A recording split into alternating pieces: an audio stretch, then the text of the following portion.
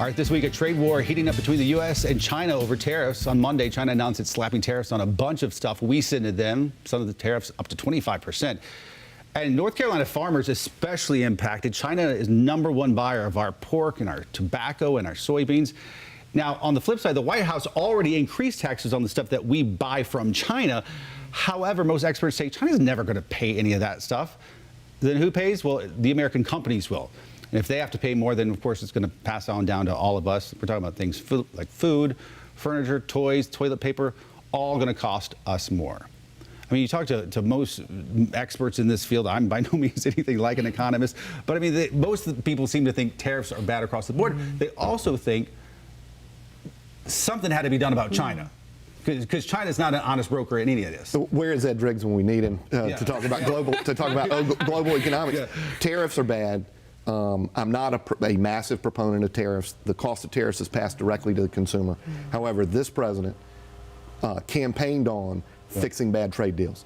We have a screaming economy in the United States, and the president is using this as a tool to get the Chinese back to the table.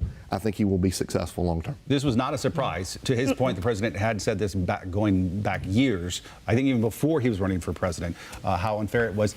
What's then the answer? I don't have the answer. My question is, what is the strategy? I totally agree with everything you said in regards to this as a negotiation tactic. But when you look at the aims that the U.S. wants to get from China, it really then, to win, would be to make it easier to do business in China, which then would have negative impacts on the U.S. economy. So I'm interested to see how all of it comes together, because we understand that tariffs is a small portion, is a small, I don't want to say small, relatively smaller impact versus the greater economic system. When you look at the rewriting of NAFTA, that has implications as well.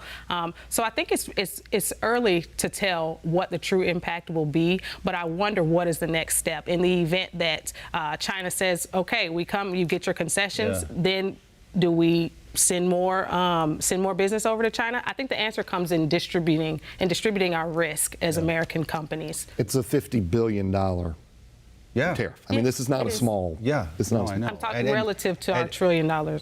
Yeah, well, and still, either way, will China, even then, if they make concessions, will they even still be an honest broker? And I think a lot of people think they won't be. That's correct. All right, more FlashPOINT after this.